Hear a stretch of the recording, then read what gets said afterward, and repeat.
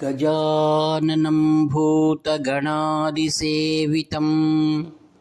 कपित्थजम्बूफलसारभक्षितम् उमासुतं शोकविनाशकारणं नमामि विघ्नेश्वरपादपङ्कजम्। श्रुतिस्मृतिपुराणानामालयं करुणालयं नमामि भगवत्पादशङ्करं लोकशङ्करम्। अपारकरुणासिन्धुं ज्ञानदं शान्तरूपिणं श्रीचन्द्रशेखरगुरुं प्रणमामि मुदान्वकम्। देवे देहे च देशे च भक्त्यारोग्यसुखप्रदं बुधपामरसंसेव्यं तं श्रीजयेन्द्रं नमाम्यहम्। नमामः शङ्करान् वाक्यविजयेन्द्रसरस्वतीं श्रीगुरुं शिष्टमार्गानुनेतारं सन्मतिप्रदं श्रीसत्यचन्द्रशेखरेन्द्रसरस्वतीस्वामिने नमः। सर्वमङ्गलमाङ्गल्ये शिवे सर्वार्थसाधिके शरण्ये त्र्यम्बके देवी नारायणि नमोऽस्तुते। जय नारायणि नमोऽस्तुते। కాంచి కామకోటి పీఠం జగద్గురువులు శ్రీ చంద్రశేఖరేంద్ర సరస్వతి మహాస్వాములు వారు 1920 ప్రాంతంలో విజయయాత్ర చేస్తున్నారన్నమాట. అనేకమైనటువంటి ప్రాంతాలను ఆయన సందర్శిస్తున్నప్పుడు అనేక గ్రామాల నుండి భక్తులు శ్రీవారిని దర్శించుకోవాలనే ఉద్దేశంతో అమితంగా కుతూహలంగా వారు ఎక్కడున్నారా అని విచారించుకుంటూ ఏ దేవాలయంలో వారు విడిది చేశారో అందరూ అక్కడికి వస్తున్నారన్నమాట. ఆ కాలంలో శ్రీవారు బయలుదేరారంటే ఒంటెలు, ఏనుగులు, ఇలా అనేకమైనటువంటి వారి వృందం, అంటే మఠ సిబ్బంది దాదాపుగా 70 మంది ఉండేవారు.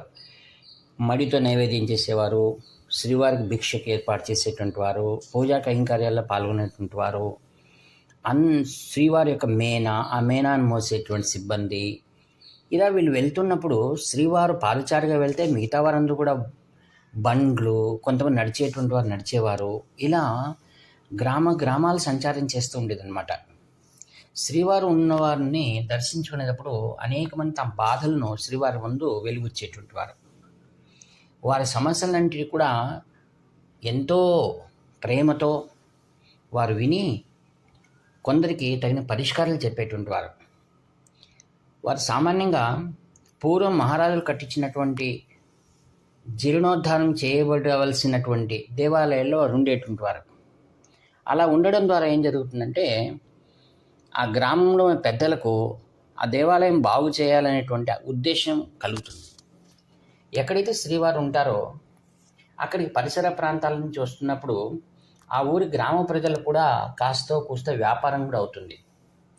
శ్రీవారు ఎక్కడ ఏది చేసినా సర్వులకు ఉపయోగపడేటువంటిదే వారి ఆలోచన ఉంటుందన్నమాట. తమ దగ్గరికి వచ్చేటువంటి వారికి, చదువుకున్న వారిని, కవులు ఎవరైనా వస్తే వారికి కొన్ని పుస్తకాలు ఇచ్చి వాటిని మీరు చదివి మీ భాషలో వాటిని రాసి నాకు ఇవ్వండి అని కూడా చెప్పేవారు. వారు ఎక్కడుంటే అక్కడికి తీసుకువెళ్ళి మీరు అందించండి, నేను తీసుకుంటాననేవారు. ఒక్కొక్కసారి వసతిని బట్టి వారం రోజులు, 10 రోజులు, 15 రోజులు కూడా వారి గ్రామాల్లో ఉండేటువంటి వారు. దూరం నుంచి ఎవరైనా ప్రభుత్వానికి సంబంధించిన వారు రావాలంటే వీరు ఎక్కడున్నారా అని తెలుసుకొని వచ్చినప్పుడు ఆ గ్రామంలో ఉండేవాళ్ళు వారు వస్తున్నారని చెప్పేసి వీధులను కూడా శుభ్రపరిచేటువంటి వాడు. అందుకే మహాస్వాముల వారి ఉద్దేశం ఏంటంటే ప్రజలలో ఒక విధమైనటువంటి సనాతన ధర్మం పైన ఒక అభిప్రాయం వారిలో మార్చాలనే ఉద్దేశం. వీరిదంతా చాలా సులువుగా, చాలా శాంతియుతంగా ప్రజలలో చైతన్యాన్ని తీసుకొచ్చేటువంటిదే వారిది మహాస్వాముల వారి యొక్క ఏకైక లక్ష్యమే ఉంటుంది. ఉదాహరణగా తీసుకుంటే స్వాతంత్రం నాటి పోరాట కాలంలో మహాత్మా గాంధీజీ ఖద్దరును మాత్రం మనం వేసుకోవాలని పిలిపించినప్పుడు ప్రజలలో దేశ స్వాతంత్రం పైన ఒక అవగాహన కలగాలని మహాస్వాముల వారు తను ధరించేటువంటి కాషాయ వస్త్రం కూడా ఖద్దరుదే ఆయన ధరించేవారు. తర్వాత ప్రజలలో నిరాడంబరత ఉండడం కోసం వివాహాలను కూడా చాలా పొదుపుగా నిరాడంబరంగా వరదక్షిణ లేకుండా చేసుకోవాలని అందరికీ చెప్పేటువంటి వారు. ప్రజలు ఏదైనా తమ దగ్గరికి తమ కాయగూరలు పంట పొలాలు ఇవి తీసుకొస్తే అక్కడ మఠంలో వండినటువంటివన్నిటినీ ఆ యొక్క పరమేశ్వరుని నైవేద్యం చేసి వచ్చినటువంటి బీద సాదా వారు వీరు అనుకోకుండా అందరికి కూడా ఆ యొక్క దేవాలయాల్లోనే భోజనాలు ఏర్పాటు చేసేవారు. ఇలా ఒక్కొక్క గ్రామం కూడా సంచారం చేస్తూ వెళ్తున్నప్పుడు ఒకానొక గ్రామం వెళ్ళారు. అది తమిళనాడులోనే కావేరీ తీర ప్రాంతంలో. అక్కడ ఒక విచిత్ర సంఘటన జరిగిందనమాట. ఒక దంపతులు ఎవరూ లేని సమయంలో రాత్రి 8 గంటలప్పుడు శ్రీవారిని వచ్చి దర్శించుకుంటున్నారు. ఇంత వేళైన తర్వాత ఎందుకు వచ్చారు అని అడిగితే, లేదు స్వామి, మా యొక్క సొంత విషయము దాన్ని మీతో చెప్పాలి అని. సరే అని పరిచారకులు ఇద్దరు కూడా అక్కడ నిల్చుకోగా వారి వైపు చూశారు శ్రీవారు. మీరు కూడా పక్కకు వెళ్ళండి. అప్పుడు ఆ ఇల్లాలు తన యొక్క వృత్తాంతాన్ని ఇలా చెప్తుంది. స్వామివారు, మాకు పూర్వంలో మా పూర్వీకులు 5 ఎకరాల పొలము, ఒక దేవాలయము ఈ గ్రామం పొలిమేరలో ఉంది. ఆ గ్రామాన్ని ఆ దేవాలయాన్ని చూసుకోవాల్సిందిగా మాకు పెద్దలు చెప్పారు. అయితే మా వారు ఆ శివాలయంలో ఏమాత్రం కూడా అభివృద్ధి చేయటం లేదు. నేను ఎన్నో మార్లు చెప్పి చూస్తున్నా కూడా ఆయన వినిపించుకోవటం లేదు. మీరు దయచేసి ఆయనకు తెలిసేటట్టుగా కొన్ని మంచి విషయాలు చెప్పండి స్వామి అనగానే ఆయన అడిగారు ఆ ఆసామిని, ఏమప్పా మీ వారు ఇలా చెప్తున్నారే ఏమిటి అన్నారు. స్వామి, ఆమె చెప్పింది వాస్తవమే. నాకున్నదే పొలం 5 ఎకరాలు పూర్వం ఇచ్చారు, వాటిని నేను కొనసాగిస్తున్నాను. ఆ దేవాలయంలో ఏదైనా జీర్ణోద్ధరాలు చేయాలంటే సరిగా పంటలు పండి తర్వాత వచ్చిన ధనం కూడా నా కుమారులు చదువు, ఇన్ని ఖర్చులున్నాయి, నేను ఎంత మాత్రం ఇవ్వాలి. ఆమెన్నది అది దేవుడి సొమ్ము, దేవుడికి సమర్పించిన తర్వాత కూడా మనం తినాలి అని భర్తతో వాదిస్తుంది. ఇద్దరి మాటలను కూడా శ్రీవారు కుతూహలంగా వింటున్నారు. ఒకరు ఏకో పరమేశ్వరుని పైన అంత భక్తి ఆమెకు. అయితే ఇప్పుడు ఎలా జరుగుతున్నాయి పూజలు అనగా, స్వామి ఆమె చెప్తుందనమాట, నేను ఇంట్లో వండినటువంటి అన్నంనే తీసుకువెళ్ళి అక్కడ నైవేద్యం చేస్తున్నాను. మరి అర్చక స్వాములు లేరా అంటే ఉన్నారు. వారికి నా దగ్గర ఉన్నటువంటి వస్తువులనే వారికి ఇస్తూ ఆ కుటుంబాన్ని నేను చూసుకుంటున్నాను స్వామి అని. స్వాముల వారు ఒకసారి మందహాసం చేస్తూ ఆయనతో అన్నారు, నీవు ఆ దేవాలయం జీర్ణోద్ధరణ చెయ్యి, నీకు మంచి జరుగుతుంది, నా మాట విను అన్నారు. స్వామి, దాన్ని జీర్ణోద్ధరణ చేస్తేనే దాదాపుగా ఎంతో ఖర్చు వస్తుంది అన్నారు. మొదట పని మొదలుపెట్టు, ఆ ఈశ్వరుడే నేను రక్షిస్తాడన్నాడు. ఇంకా ఆయన ఏం మారు మాట్లాడలేకపోయాడు. తర్వాత వాళ్ళిద్దరికి ప్రసాదం ఇచ్చి దీవించి స్వామివారు పంపించారు. మేము ముందు గ్రామానికి వెళ్తున్నామమ్మా, మరి వచ్చేటప్పటికి మేము ఆ దేవాలయం ఒకసారి దర్శిస్తాము అన్నారు. స్వాముల వారు ఇటు ముందు వెళ్ళగానే ఇంట్లో భార్యాభర్త కొద్దిసేపు తగులాడుకున్నారు. ఆమె పట్టుబట్టింది, మీరు తప్పకుండా ఆ దేవాలయం జీర్ణోద్ధరణ చేయాల్సిందే, లేకపోతే నేను ఈ మాట వినను అని. ఆయన భార్యతో కొద్దిసేపు పోట్లాడి రాత్రి పడుకోగానే పరమేశ్వరుడు స్వప్నంలో కనపడి, అయ్యా రంగనాథ, నీవేమి చింతించకు, కార్యక్రమం శ్రీవారు చెప్పినట్టుగానే చెయ్యి, నీకు మంచి జరుగుతుంది, నీవు అనుకున్న దానికంటే బాగా జరుగుతుందని. ఈ కళకు ఆయన స్వప్నంలో రాగానే దిగ్గులు లేచి కూర్చున్నాడు. అప్పుడు ఉదయాన్నే తన భార్యకు తన స్వప్నవృత్తాంతం చెప్పి, రేపే 1 ఎకరం పొలం అమ్మేస్తాను, అమ్మేసి ఆ యొక్క దేవాలయంలో ఉన్నటువంటి గోడలను వాటిని మరమ్మతులు జీర్ణోద్ధరణ నేను చేస్తాను అన్నాడు. ఆశ్చర్యకరమైన ఈ మార్పుకు ఆమె ఎంతో వేదవతి సంతోషించింది. కుమారుడేమో ఇంకా చదువుకుంటాడు, 10th స్టాండర్డ్. ఇంకా తల్లిదండ్రులు ఈ విషయం ఎప్పుడు గొడవ పడుతున్నట్టు చూసి ఆ అబ్బాయి పెద్దలకి ఏం చెప్పలేక మౌనంగా ఉండేవాడు. కాలం అలా ముందుకు వెళ్ళిపోతుంది. ఊర్లో అందరూ ఆశ్చర్యపోయారు, ఇంత పిసినారి 1 ఎకరా పొలం అమ్మడమే అని. ఆ 1 ఎకరా పొలం అమ్మి ఆయన శిల్పులను పిలిపించి తాపేదారులను పిలిపించి ఆ దేవాలయాన్ని పునర్నిర్మాణం చేస్తున్నారనమాట.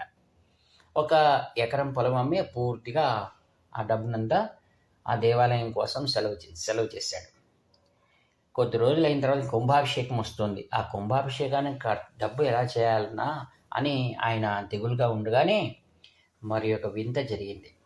అప్పుడు విశ్వనాథుడు ఆయన స్వప్నంలో కనపడి, మీ ఇంటి పెరట్లో ఉన్నటువంటి బావిలో ఒక్కసారి వెతికించి దాన్ని కూడా శుభ్రం చేయించు, మిగతా ఆ పరమేశ్వరుడే చూసుకుంటాడని. ఆయన ఆశ్చర్యపోయి పాడుపడి తన బావిని శుభ్రపరచుకోవడమా, ఏమిటిది వింతగా ఉంది కదా అనుకొని అదే తాపేదారులు బేల్దారులను పిలిపించి తన ఇంటి పెరట్లో ఉన్నటువంటి ఆ బావిని పరిశుద్ధం చేయిస్తున్నాడు అనమాట. ఆశ్చర్యజనకంగా వారికి ఒక పాత పెట్టె ఒకటి దొరికింది. ఆ పాత పెట్టెలో అనేకమైనటువంటి బంగారు నగలు దొరికాయి. ఆశ్చర్యపోయారు. దాన్ని వెలికి తీసి చూస్తే విలువైనటువంటి ఆభరణాలు అవి, తమ పూర్వం వారు దాచిపెట్టినటువంటిది. వాటిని వెలికి తీసి దాంట్లో కొద్ది సొమ్మును ఈశ్వరార్పితం చేశాడు. చేసి శ్రీవారు మరి 2 ఏళ్లకు తిరిగి వస్తున్నారన్నమాట. స్వాముల వారి దగ్గర పరిగెత్తుకుంటూ వెళ్ళి, దంపతులు తప్పకుండా మీరు కుంభాభిషేకానికి రావాలని, ఈశ్వరుడిని మంచిగా చేశాడా, సంతోషంగా ఉన్నారా అన్నారు. స్వాముల వారు మీ దయతో మా అబ్బాయి 10th కూడా పాస్ కావడం కాకుండా ఇంటర్మీడియట్ కూడా చదువుతున్నాడు, చాలా సంతోషమని శ్రీవారు దోవలో వస్తూ ఆ కుంభాభిషేకాన్ని కూడా పూర్తి చేశాడు. వారికి పిలిచి, దంపతులకు మీ కుటుంబం అంతా కూడా కాశీకి బయలుదేరి విశ్వనాథుని దర్శనం చేసుకుని రండి అన్నారు. శ్రీవారు చెప్పినట్లనే కుంభాభిషేకం అయిన తర్వాత మరి కాంచీకి వచ్చి కామాక్షి దేవాలయం దర్శనం చేసుకుని అక్కడ బ్రాహ్మణ అన్న సందర్భం కూడా చేయించారు కామాక్షి దేవాలయంలో. తదుపరి ఆయన కాశీకి ప్రయాణమై కాశీ నుండి తర్వాత క్షేమంగా యాత్ర ముగించుకొని వచ్చాడు. మన పూర్వీకులు మనకు కొంత సొమ్మును మనకు అందించినా మన తగినంత కొన్ని సామాజిక బాధ్యతలు అందించారనే విషయం మనం మర్చిపోకూడదనమాట. భగవంతుడు యొక్క నిలయమైనటువంటి ఈ విశ్వమంతయు కూడా అది అతని సొమ్ము. అతని ఇచ్చినటువంటి పంచభూతముల ద్వారా నిర్మితమైన ఈ శరీరం కానీ లేక ఈ విశ్వం కానీ ఇది మనదేది, ఇందులో ఎంత మాత్రం కూడా మన అధికారం లేదు. మనం కేవలం ఇక్కడ ఒక పాత్రధారులు మాత్రమే. సూత్రధారి భగవంతుడే. అందుకే మహాత్ములు మనకు దారి చూపించడానికి కోసమే వారు అవతరించి మార్గాన్ని నిర్దేశనం చేస్తూ ఉంటారు. ఒక చిన్న కథ చెప్పాలంటే జరిగినదే నాకు పెద్దలు చెప్పారు.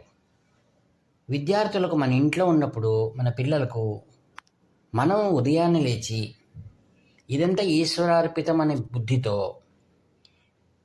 భగవంతుని యొక్క శ్లోకాలు చదవడం, తర్వాత ఏదైనా పటిక బెల్లమైన భగవంతునికి అర్పించడం, ఇవన్నీ మనం పెద్దలైన వారి ఇంట్లో చేస్తూ వస్తే పిల్లలకు వాటిని సూక్ష్మంగా పరిశీలిస్తూ ఏదైనా ఒకరోజు మనల్ని ప్రశ్నిస్తారు, ఈ పూజలు ఎందుకు చేయాలి, దీనివల్ల మనం కలిగే ఫలితం ఏమిటిని. వారు అడిగిన రోజు మనం వాటికి తగినట్టుగా మనం సమాధానం చెప్పాలి. చాలామంది పూజలు తాము ఎందుకు చేయాలి తమకే తెలియదు. అందుకే రమణులు అంటారు, ఈశ్వరార్పితం నేచ్ఛయా కృతం అంటారు. చాలామంది పెద్ద పెద్ద వేదాంతం మాటలు మాట్లాడతారే కానీ మనము గృహంలో మన కర్తవ్యాలు ఏమిటి అనేటువంటిది మనం మర్చిపోతున్నాం. అందుకే మనం ఆచరిస్తే కానీ ఇతరులు ఆచరించరు. భగవంతుడు గీతలో ఇలా చెప్తారు, యద్యద్ ఆచరితే శ్రేష్ఠ తత్తదేవే ఇతరే జనా సయత్ ప్రమాణం కురుతే లోక తదనువర్తతే నమే పార్థాస్తి కర్తవ్యం త్రిషు లోకేషు కించన నానవాప్తమవాప్తవ్యం వర్తయేవచ కర్మణి. ఓ అర్జున, ఈ 3 లోకముల్లోనూ నేను చేయవలసినది ఏదీ లేదు. అయినా ధర్మరక్షణార్థమై నా పనులన్నీ నేను చక్కదిద్దుకొని ఎవరి సహాయం తీసుకోకుండా దుష్ట శిక్షణ ఏదైతే చేశానో నేను సొంతంగానే చేశాను. అయితే నీవు ఈ యొక్క ధర్మ సంస్థాపన కోసం బయలుదేరినప్పుడు నేను చిన్న పన్నే, నీవు ఇచ్చిన పని ఎన్నుకున్నాను, అది రథసారథిగా. ఇది చిన్న పని కదా అని నేను అనుకోలేదు. ధర్మస్థాపన విషయంలో అది చిన్నదైనా పెద్దదైనా అది భగవంతుని యొక్క నిర్ణయము అని మనం అనుకోవాలి. అందుకే మనం ఇంట్లో ఉదయాన్నే లేచి మన పిల్లలకు అర్థమగు రీతిగా మన ఆచార విచారాలను మనం ఆరంభించాలి. మనకు భగవంతుడు ఉన్నాడా లేదా అనే ప్రశ్న వేసుకుని దానిపైన చర్చించే బదులు భగవంతుడు ఉన్నాడు అనేటువంటి ఒక నమ్మకంతో మనం ప్రారంభిస్తే ఏదో ఒక రోజు అదే భగవంతుడు తనున్నాను అని తన యొక్క ఇరువుకే అంటాడు, అంటే తన ఎగ్జిస్టెన్స్ను ఆయన నిరూపించుకుంటాడు.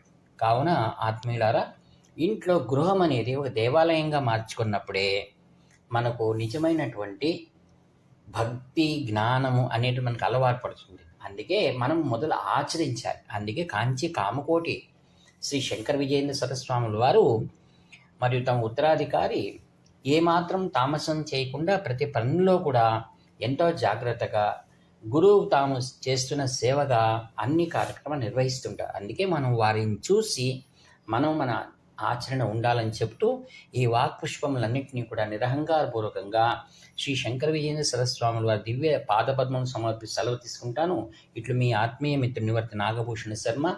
7483229249. హర హర శంకర జై జై శంకర. హర హర శంకర జై జై శంకర.